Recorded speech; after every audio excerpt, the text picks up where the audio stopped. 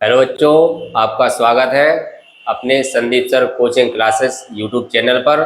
आज हम पढ़ेंगे कक्षा 10वीं गणित का प्रश्नावली 4.2। इससे पहले हम 4.1 इसके पहले वाली वीडियो में पढ़ चुके हैं।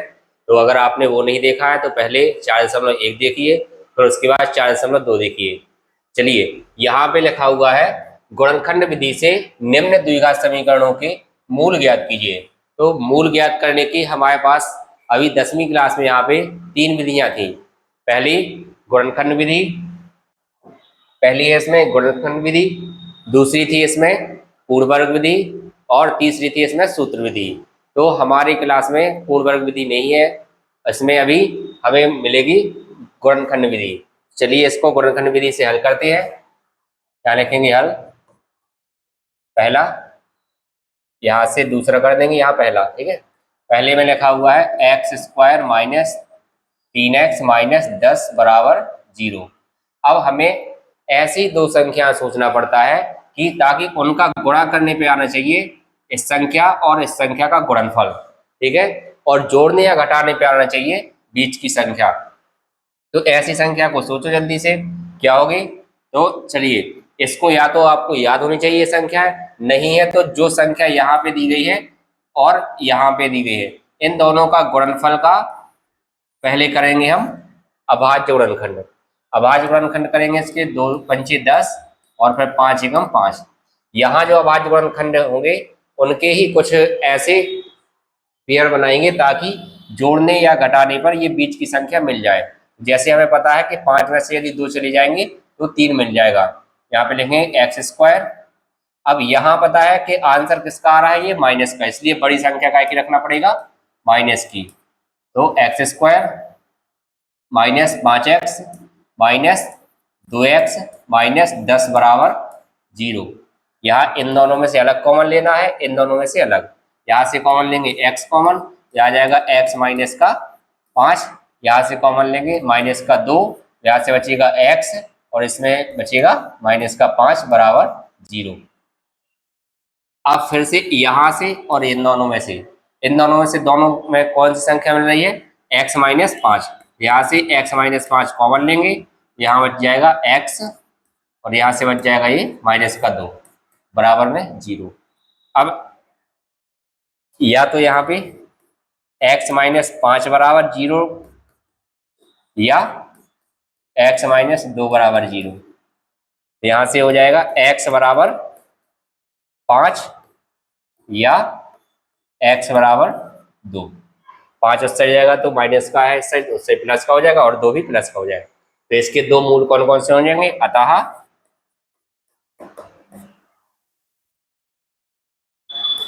इसके मूल 2,5 है। चलिए, अपना आंसर पहला कंप्लीट हो गया है, ठीक है। इसी तरह से हम दूसरा इसका आंसर करेंगे। देखो दूसरे में क्या लिखा है, हल दूसरा। यहाँ पे लिखा है 2x square plus x minus 6 बराबर 0। अब अभी हमने बताया था कि जो इसका एक्स स्क्वायर का गुणांक और अचर पद रहता है, इन दोनों का हमें पहले गुणा करना पड़ता है। तो 6 और 2 का गुणा करेंगे तो कितना आ जाएगा? 12।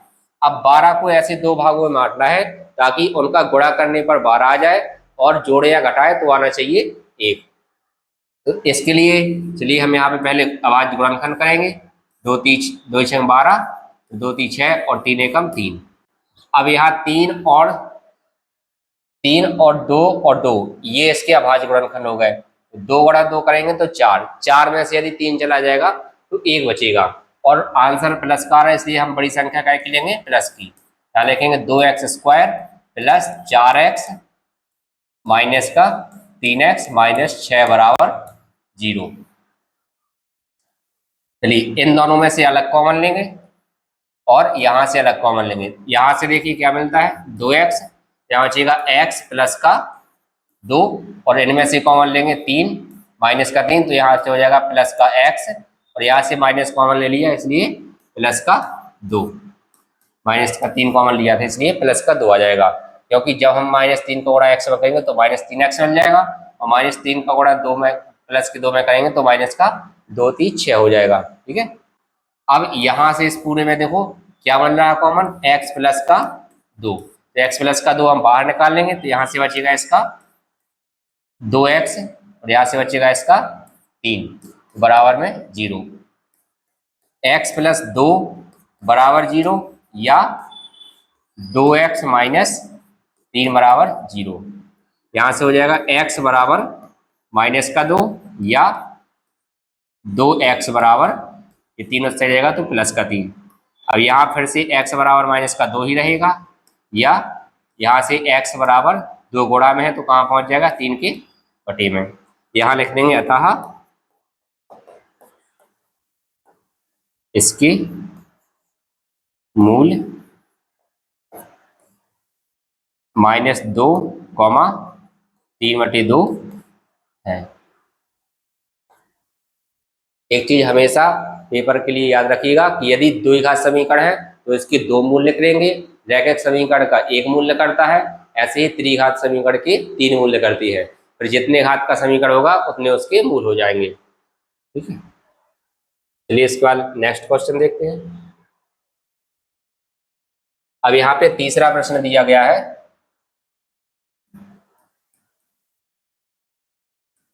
हल √2x² प्लस 7x प्लस 5√2 बराबर 0। अभी मैंने क्या बताया था कि x² और अचर पद का गुणा करते हैं पहले, यहाँ आ जाएगा 5√2 गुणा √2, इसका गुणा करेंगे तो यहाँ आ जाएगा 5√2 गुणा 2, अंदर चला जाएगा क्योंकि रूट की संख्या है, तो यहाँ से रूट में से बाहर आ जाएगा 5 गुणा 2, यानी कितना हो गया 10। अब हमें 10 को ऐसे 2 भागों में तोड़ना है कि गुणा करने पर 10 आए और जोड़े घटाए तो आ जाए 7। जैसा कि आपको पता है कि 5 और 2 का गुणा करेंगे तो 10 आ जाएगा, 5 और 2 को जोड़ देंगे तो आ जाएगा 7। चलिए तो इसको मिटाते हैं, यहाँ से आ जाएगा √2x² plus 5x plus 2x plus 5√2 बराबर 0। इन दोनों में से कॉमन मिलेगा जो लेंगे और फिर इसमें से। ठीक है, यहाँ क्या मिल रहा है कॉमन, x बस, तो यहाँ आ जाएगा √2 प्लस 5, और इन दोनों में से क्या मिल जाएगा, देखो 2 को हम ऐसे लिख सकते हैं √2 गुणा √2, इसलिए इस 2 में से और इसमें से दोनों जगह से हमें क्या मिल जाएगा प्लस का √2। जैसे ही इसमें से √2 निकाल लेंगे तो क्या बचेगा, यहाँ पे √2 बचेगा, सॉरी यहाँ पे x लिखना था, √2x और यहाँ पे प्लस का 5, ठीक है, बराबर में 0। फिर इसके बाद यहाँ x √2x प्लस 5 और √2x प्लस 5 दो बार लिखा हुआ है, तो इसको फिर से कॉमन लेंगे, यहाँ जाएगा 2 √2x प्लस 5, और यहाँ से बचेगा x प्लस √2 बराबर 0। यहाँ से हो जाएगा √2x प्लस 5 बराबर 0 या x प्लस √2 बराबर 0। ठीक है, यहाँ से हो जाएगा √2x बराबर -5 या x बराबर -√2, जो सही चला जाएगा। ठीक है, फिर यहाँ से हो जाएगा x बराबर, ये गुणा में है तो पहुंच जाएगा बटे में, 5/√2 या x बराबर -√2। यदि आप इसको हर के परिमेयकरण करके इसको और आगे भी कर सकते हैं। ठीक है, तो यहाँ पे हर का परिमेयकरण होगा, यहाँ पे हो जाएगा -5√2/2, क्योंकि √2 का ऊपर नीचे गुणा करेंगे तो 2 बाहर निकल आएगा, और या फिर बराबर x बराबर -√2। देखिए आपके यहाँ पे हो सकता है कि इतना ही आंसर दिया गया हो, यदि आपको इतना आंसर लिखवाया गया हो तो आप इतना भी कर सकते हैं और यहाँ तक भी कर सकते हैं। ठीक है, चलिए यहाँ पे फिर से लिख दें, अतः इसके मूल -5√2 2/2 कॉमा माइनस का रूट 2 है। चलिए लिख लीजिए इसको। अब इसका हम दूसरा अगला क्वेश्चन करते हैं, क्वेश्चन नंबर 4। चलिए इसमें क्या लिखा है, 2x² माइनस एक्स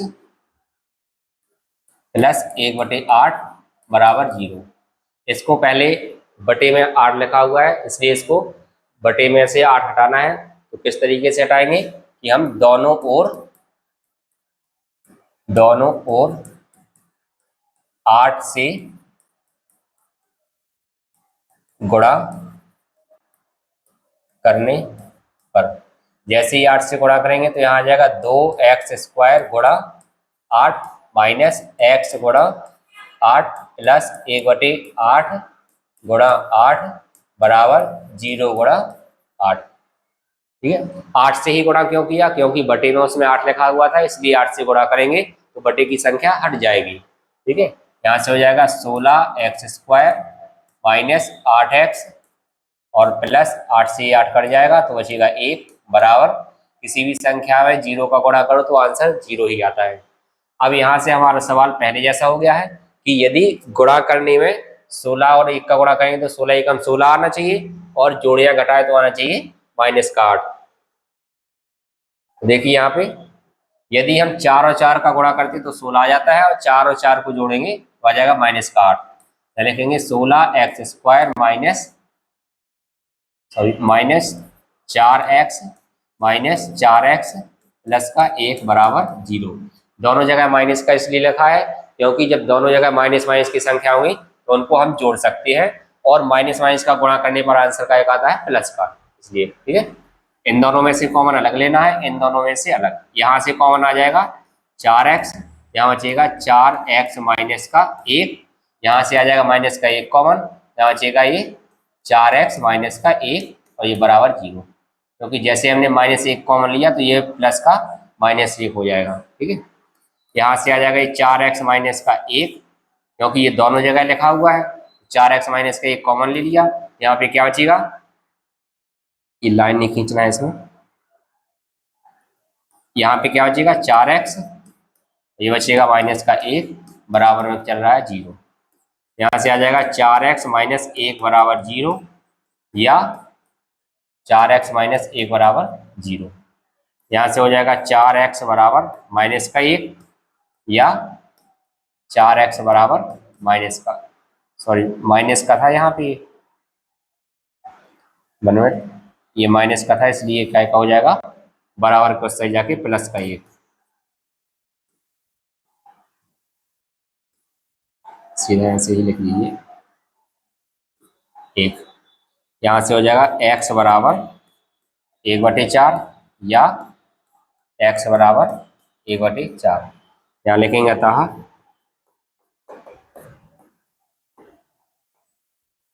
इसके मूल 1/4 कॉमा 1/4 है। चलिए इसको भी लिख लीजिए आप। चलिए इसका नेक्स्ट क्वेश्चन करते हैं। ये लिखा है पहले का 5वां क्वेश्चन, यहाँ लिखेंगे हल 100x² माइनस 20x प्लस 1 बराबर 0। अब हमें यहाँ पे ऐसी दो संख्याओं में तोड़ना है कि गुणा करने पर आना चाहिए 100 एकम 100 और जोड़िया घटाए तो आना चाहिए 20। चलिए बताइए, तो इसका हो जाएगा 100x² minus 10x minus 10x plus 1 बराबर 0, क्योंकि 10 और -10 जोड़ेंगे तो हो जाएगा 20 माइनस का, और 10 -10 और -10 का गुणा करेंगे तो आ जाएगा 100 प्लस का, क्योंकि माइनस माइनस का गुणा करने पर प्लस हो जाता है। यहाँ से कॉमन लेंगे और फिर यहाँ से क्या आ जाएगा 10x कॉमन, यहाँ बचेगा 10 दम 100 यानी 10x बचेगा, स्क्वायर का 1x निकल गया तो 1x बचेगा, यहाँ से बचेगा 1। ठीक, सॉरी ये थोड़ा हट गया है। हाँ चलिए कहाँ तक लग गया था, यहाँ तक कि 10x माइनस 1, यहाँ से आ जाएगा माइनस का एक कॉमन, तो ये बचेगा 10x, ये प्लस का इसलिए हो जाएगा ये माइनस का एक बराबर 0। फिर यहाँ से 10x माइनस एक कॉमन ले लेंगे, यहाँ से बच जाएगा ये 10x, ये बच जाएगा माइनस का एक बराबर में 0।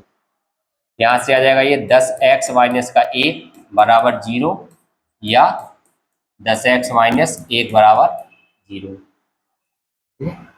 10x बराबर माइनस का इस साइड बराबर को साइड जाके प्लस का हो जाएगा, या 10x बराबर ये भी उस साइड जाके प्लस का हो जाएगा। यहाँ से x बराबर 1/10 आ जाएगा, या x बराबर 1/10। यहाँ लिख देंगे अतः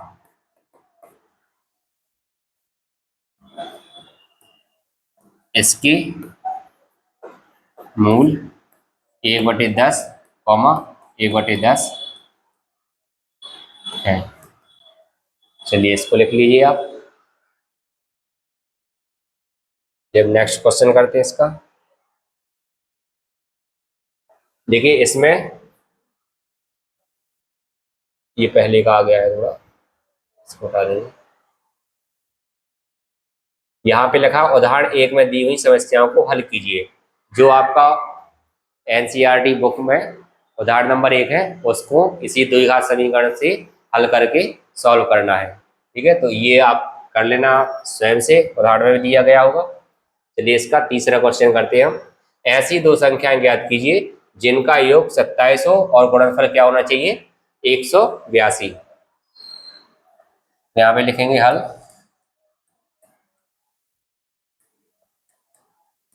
माना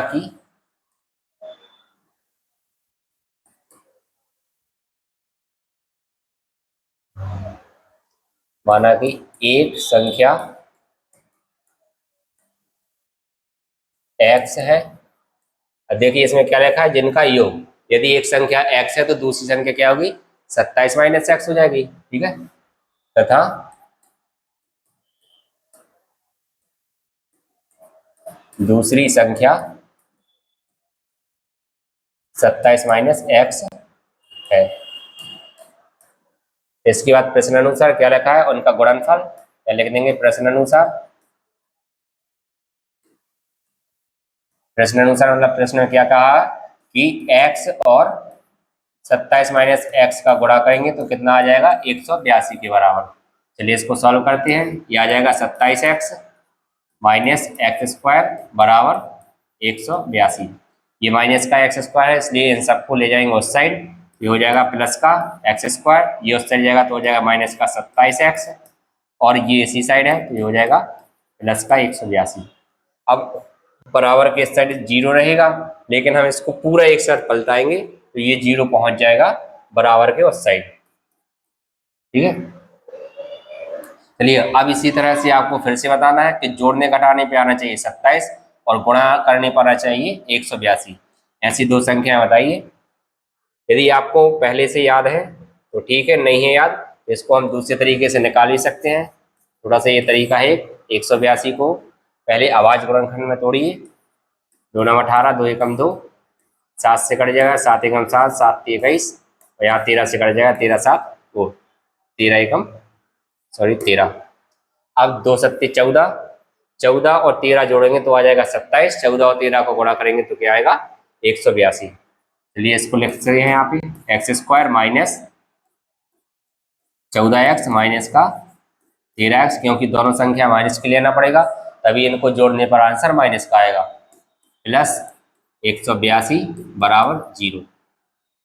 इसको हटा दीजिए।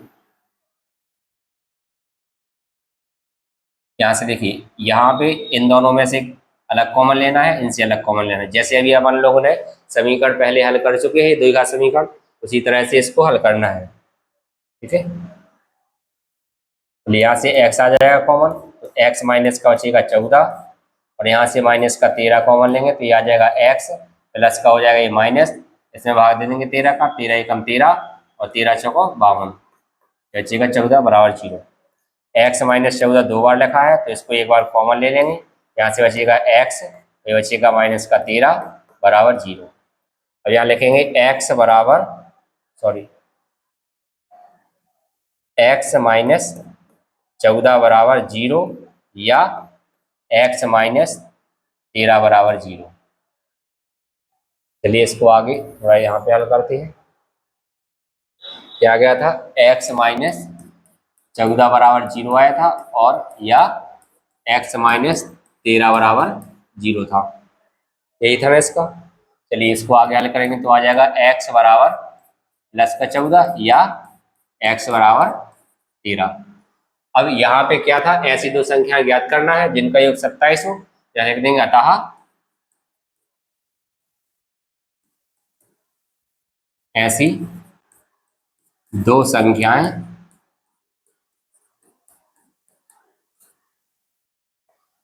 तेरह और 14 है।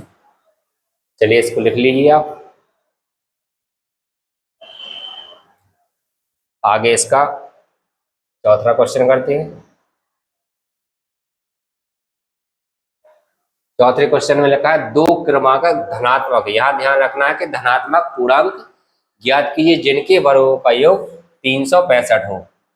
ठीक है, तो यहाँ पे फिर से लिखेंगे, यहाँ पे माना कि चौथे हल को फिर से उसी तरह से हल करेंगे। माना कि दो क्रमागत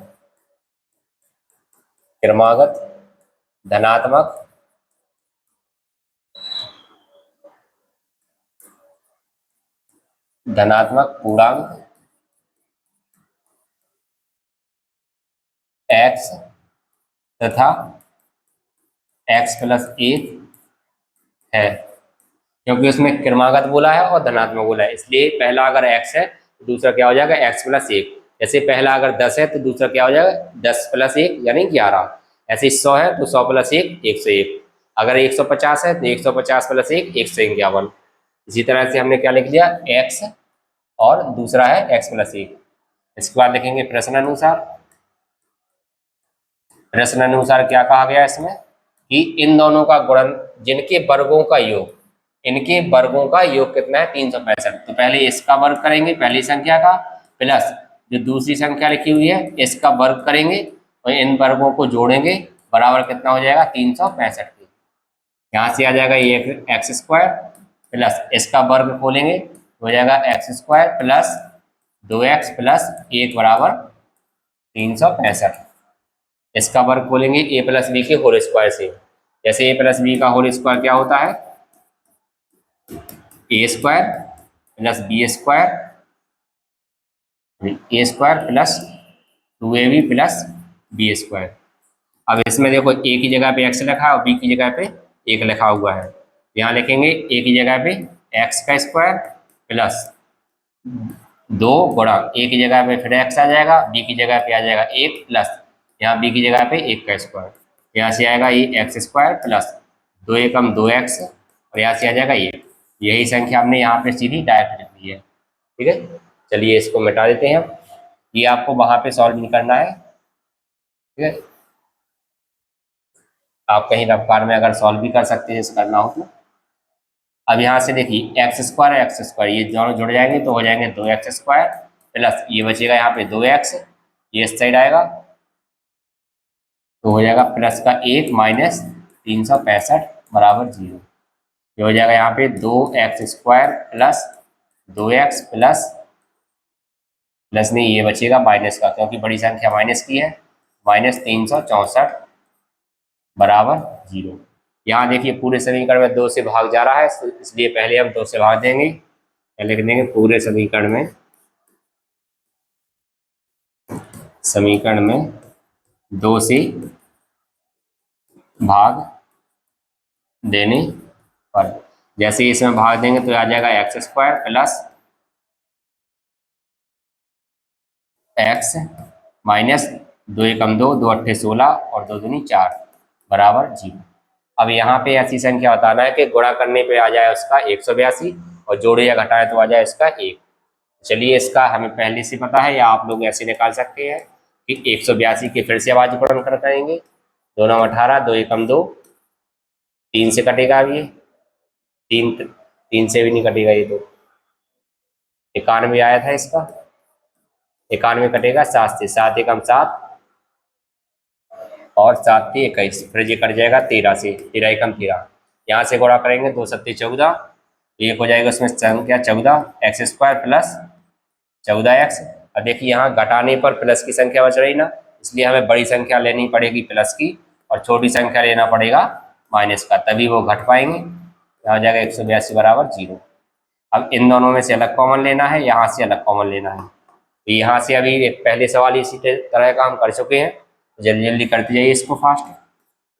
एक्स प्लस बचेगा ये 14, यहाँ से कॉमन लेंगे 13, हो जाएगा एक्स माइनस, माइनस का कॉमन लिया ना, इसलिए ये क्या हो जाएगा प्लस का 14 बराबर 0।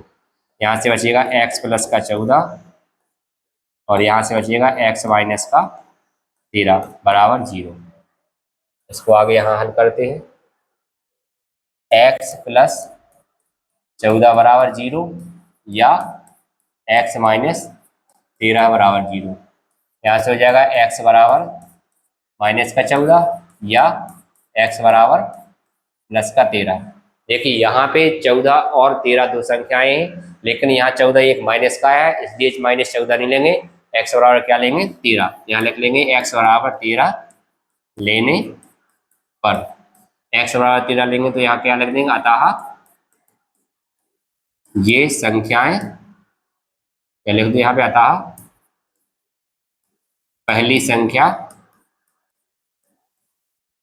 x थी तो x बराबर कितना हो जाएगा 13, और दूसरी संख्या क्या थी x प्लस 1, यहाँ लिख देंगे दूसरी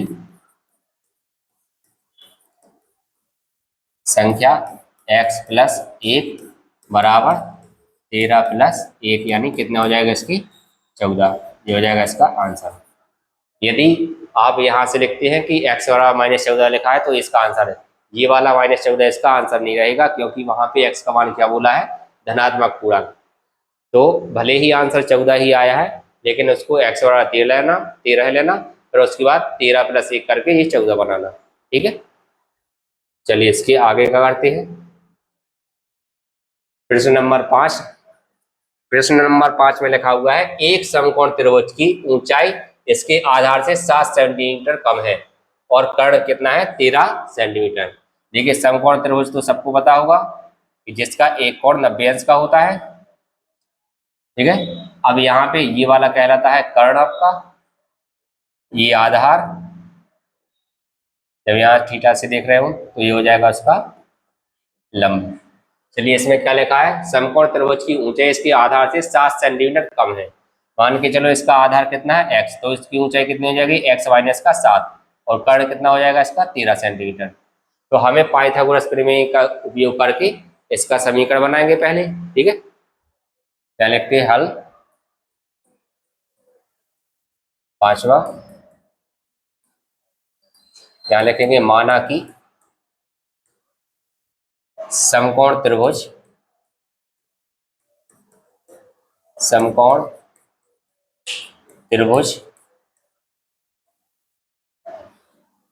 का आधार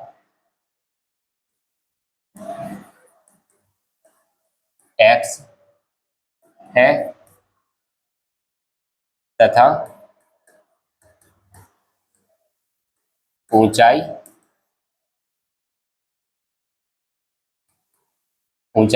x माइनस 7 सेंटीमीटर है, और इसमें कर्ण कितना दिया गया है 13 सेंटीमीटर। यहाँ लिख देंगे कर्ण बराबर 13 सेंटीमीटर।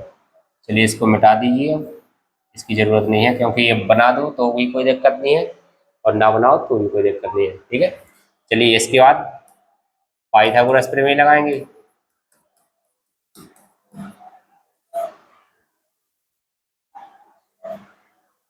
पाइथागोरस प्रमेय से, पाइथागोरस प्रमेय क्या होती है कि कर्ण का वर्ग बराबर लंब का वर्ग प्लस आधार का वर्ग। लंब मतलब इसके ऊंचाई को ही लंब बोलेंगे। ठीक है, तो कर्ण हो जाएगा यहाँ पे 13 का वर्ग बराबर लंब क्या था इसका x माइनस 7 का वर्ग प्लस आधार था इसका x, तो ये हो जाएगा x का वर्ग। यहाँ से 13 का 13 बार गुणा करेंगे तो आएगा 13 13 169 बराबर, इसका खोलेंगे a माइनस बी के होल स्क्वायर से खोलेंगे तो a माइनस बी का होल स्क्वायर क्या होता है, A square minus 2ab plus B square. इस वाले सूत्र से खोल देंगे इसको, ठीक है। तो यहाँ आ जाएगा x का स्क्वायर माइनस 2 गुणा x गुणा 7 प्लस 7 का स्क्वायर प्लस ये वाला आ जाएगा यहाँ से x स्क्वायर। चलिए यहाँ से आ गया 169 बराबर एक्स स्क्वायर, और एक्स स्क्वायर ये 2 बार लिखा हुआ है इसलिए इसको लिख सकते हैं हम 2x स्क्वायर, 7 दूनी 14 हो जाएगा ये माइनस का 14x, और ये साथ साथ ही 49। 169 को उस साइड ले जाएंगे तो यहाँ हो जाएगा ये 2x square minus 14x plus 49, ये बराबर को उस साइड जाएगा तो माइनस का हो जाएगा 169, और यहाँ आ जाएगा बराबर में 0। ठीक है, यहाँ से 2x स्क्वायर माइनस 14x घटा देंगे इसको, बचेगा माइनस का, 9 में से 9 जाएगा तो 0, 6 में से 4 जाएगा तो बचेगा 2, और 1 का 1 बराबर 0। अब यहाँ देखिए पूरे समीकरण में 2 से भाग जा रहा है, यहाँ लिख देंगे पूरे समीकरण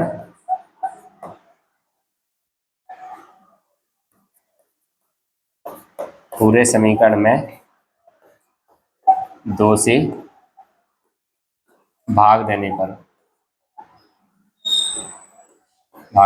जैसे ही हम 2 से भाग देंगे, चलिए इसको यहाँ पे पी देते हैं आधा,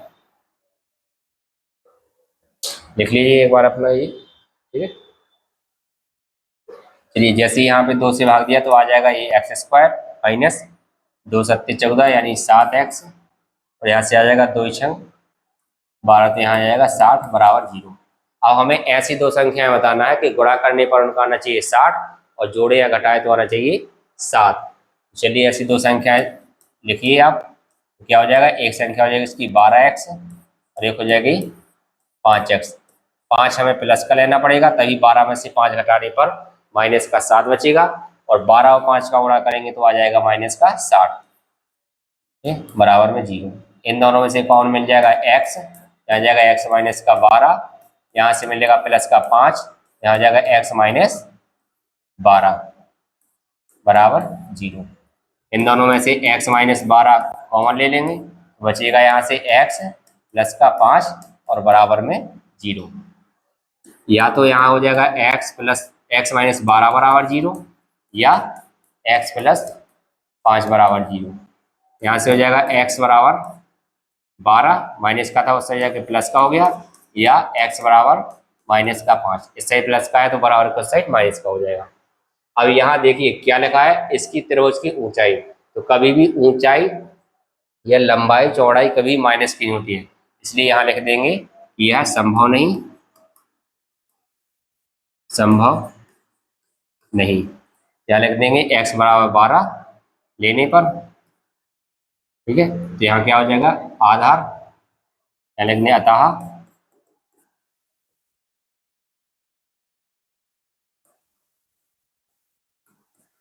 समकोण त्रिभुज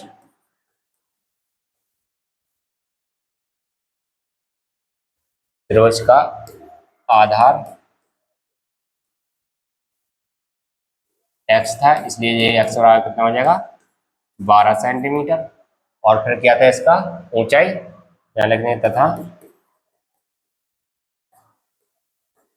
ऊंचाई, इसकी ऊंचाई कितनी थी x माइनस 7 बराबर हो जाएगा 12 माइनस 7, यानी कितनी बचेगी इसकी 5 सेंटीमीटर। चलिए आपका ये आंसर हो गया, जल्दी से इसका स्क्रीनशॉट ले लीजिए।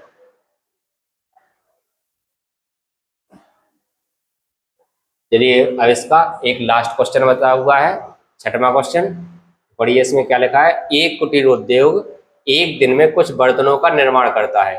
एक विशेष दिन यह देखा गया कि प्रत्येक नंग की निर्माण लागत उस दिन निर्माण किए गए बर्तनों की संख्या के दुगने से 3 अधिक थी।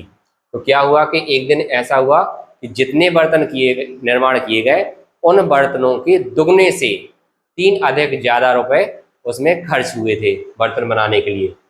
यदि उस दिन की कुल निर्माण लागत कितनी थी, 90 रुपए, तो निर्मित बर्तनों की संख्या और प्रत्येक नंग की लागत ज्ञात कीजिए।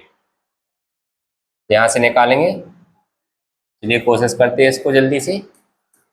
अगर देखिए आपने अभी हमने इतने सारे क्वेश्चन करवाए हैं, आपसे अगर बन जाए तो वीडियो को रोक के पहले इसको खुद से सॉल्व करने की कोशिश कीजिए। अगर नहीं बनता है तो फिर यहाँ पे हम करवा रहे हैं उसको सॉल्व कीजिए। छठवां क्या लिखा, प्रत्येक नंग की लागत ज्ञात कीजिए और बर्तनों की संख्या ज्ञात कीजिए।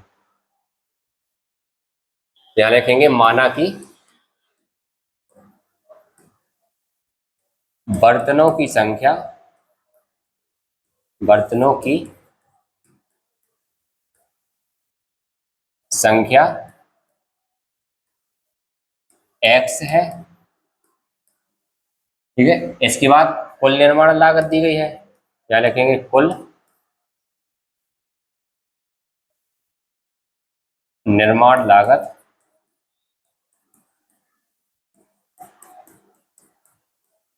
बराबर 90 रुपए।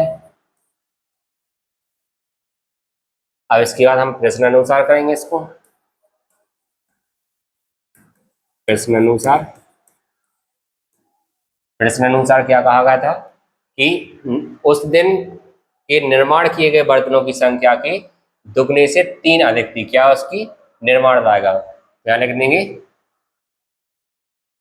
एक मिनट थोड़ा यहाँ पे निर्माण लागत और एक बार लिख दूं, यहाँ लिख दो एक बार थोड़ा सा। प्रत्येक नंग,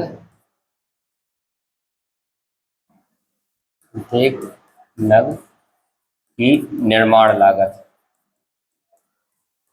निर्माण लागत बराबर जितने बर्तन की निर्माण किए गए उनकी संख्या के दुगने प्लस 3, ये हो जाएगा इसकी निर्माण लागत। अब इसके बाद प्रश्न अनुसार, प्रश्न अनुसार क्या कहा गया, यदि हम बर्तनों की संख्या में उसमें एक बर्तन की निर्माण लागत का गुणा करेंगे तो उसमें कुल लागत निकल के, जैसे एक बर्तन 5 रुपए का आता है तो हमें अगर 10 बर्तनों की जरूरत है तो हम क्या करेंगे, 5 में 10 का गुणा कर देंगे तो उससे बर्तनों की लागत निकल आ गई।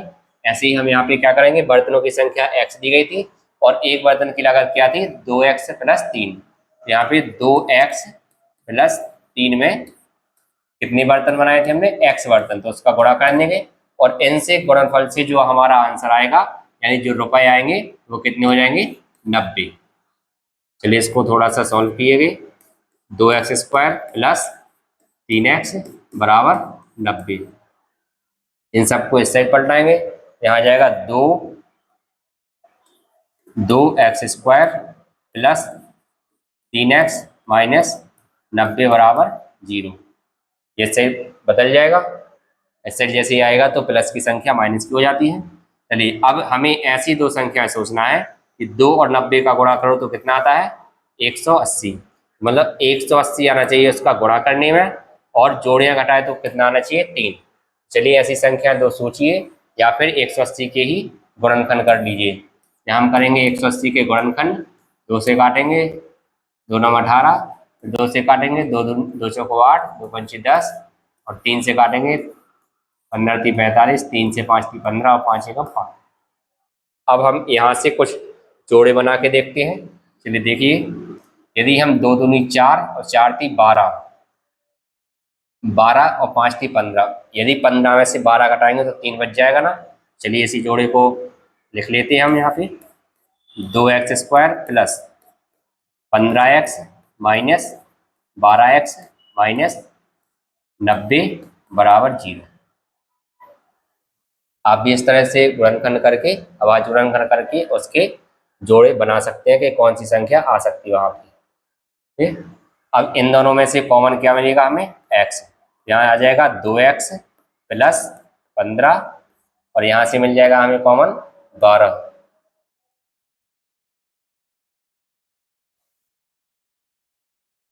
यहाँ पे 12 नहीं मिलेगा इसमें क्योंकि 90 में 12 नहीं आता है। इसमें कौन सी संख्या मिलेगी दोनों में, यहाँ से निकालिए आप 6 कॉमन। 6 निकाल के देखते हैं क्या आता है। देखिए 6 दूनी 12, यानी 2 बार भाग जाएगा और 6 का इसमें जाएगा, 6 कम 6, 6 पंचे 30, क्योंकि 15 छक्के 90 होता ना, इसलिए ये आ जाएगा इस तरीके से बराबर में 0। यहाँ से आ जाएगा 2x प्लस 15 या x माइनस 6 बराबर 0। चलिए इसको आगे इस साइड सॉल्व करिए लेते हैं। 2x प्लस 15 बराबर 0 या x माइनस 6 बराबर 0। यहाँ से आ जाएगा 2x बराबर प्लस का था इस साइड, तो उस साइड जाके माइनस का 15 हो जाएगा, या x बराबर प्लस का 6 हो जाएगा उस साइड जाकर। ठीक है, तो यहाँ से आ जाएगा x बराबर माइनस 15/2 या x बराबर ये 6 ही रहेगा। अब देखिए यहाँ पे आप बताइए, क्या कभी बर्तन माइनस में निर्माण हो सकते हैं क्या? इसलिए हम माइनस का 15/2 नहीं लेंगे, क्या लिख देंगे, संभव नहीं। इसलिए क्या लेंगे, x बराबर 6 लेने पर। जैसे ही x बराबर 6 लेंगे तो क्या हो जाएगा, बर्तनों की संख्या, अतः